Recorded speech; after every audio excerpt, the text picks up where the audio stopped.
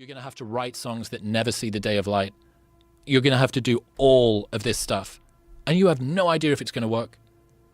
There's this, I think about the gap from where people are in a place that they don't want to be until they get to a place that they do. And I think of it like a lonely chapter. So everybody that has got from a place where they don't want to be to one where they are, there's a point where they're so different that they can't resonate with their old set of friends. Right.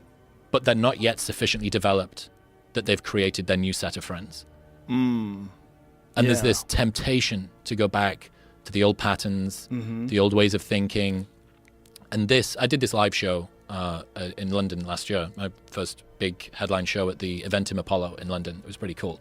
And this idea, I think, was one that really resonated with a lot of people because everybody's trying to grow and there is an incentive for you to stay in the same place because not that many people grow.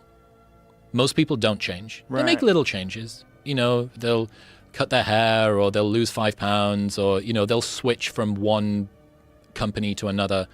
But how many people do you know that have lost 50 pounds or moved to a different country or have genuinely changed the way that they see the world?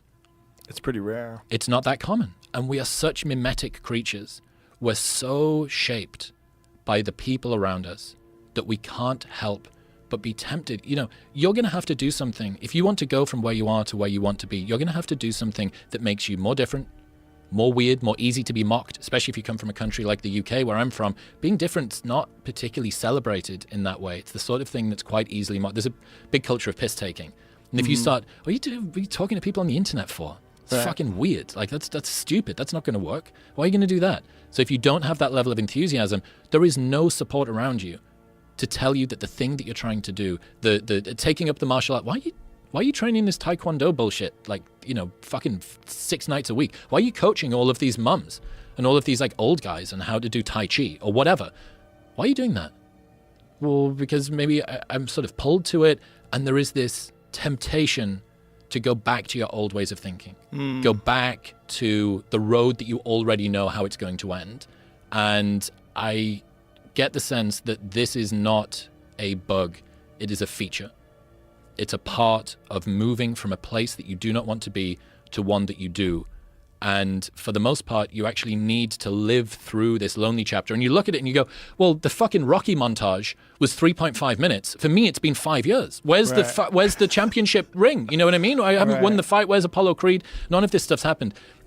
The thing that I wish more stories talked about, if you watch it in the movies, yeah, sure, there's ups and downs in the journey of the athlete that's going to change his life around and get the girl. But his self-belief never wavers, right? He makes the decision, and it's one straight shot, typically. And there'll be some challenges, but he'll get there. His self-belief never wavers. I don't think that that's what the experience of doing personal growth is like at all. In my experience, you're just swimming in uncertainty and fear and a lack of belief that it's even going to happen. You don't even have the promise of glory on the other side of it. I don't even know if this is going to be worth it. And I'm fucking doing Sam Harris's waking up meditation app, and I'm journaling on a morning. I'm going to the gym. Why am I eating meat and fruit? Does this even work? Like, you know, you're doing all of this stuff, scrabbling like a guy in a fucking well, trying to find a handhold. And if you don't have a good community of people that are also doing that, you're on your own. Yeah. Yeah.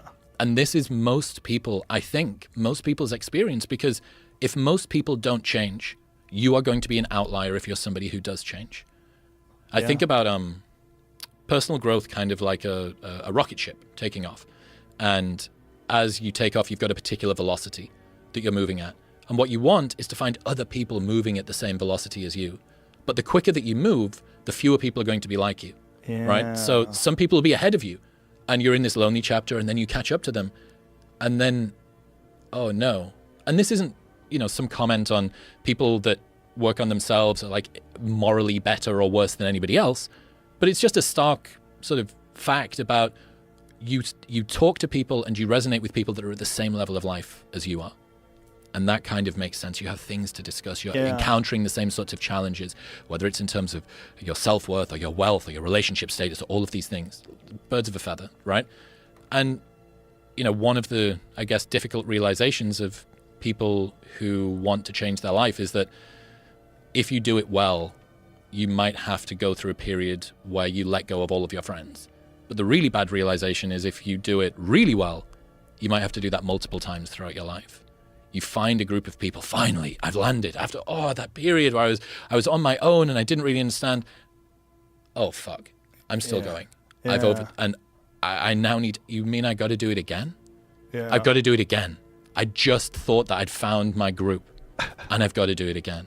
This lonely chapter thing is, it's a big deal. And I think that it explains why so few people make big changes, because the temptation is always going to be to just go back to what's normal, go back to what I know. And it's why, you know, America, for all that it's a horrible cis hetero patriarchal superstructure that's misogynistically keeping everybody down, it's an enthusiastic and sort of excitable country.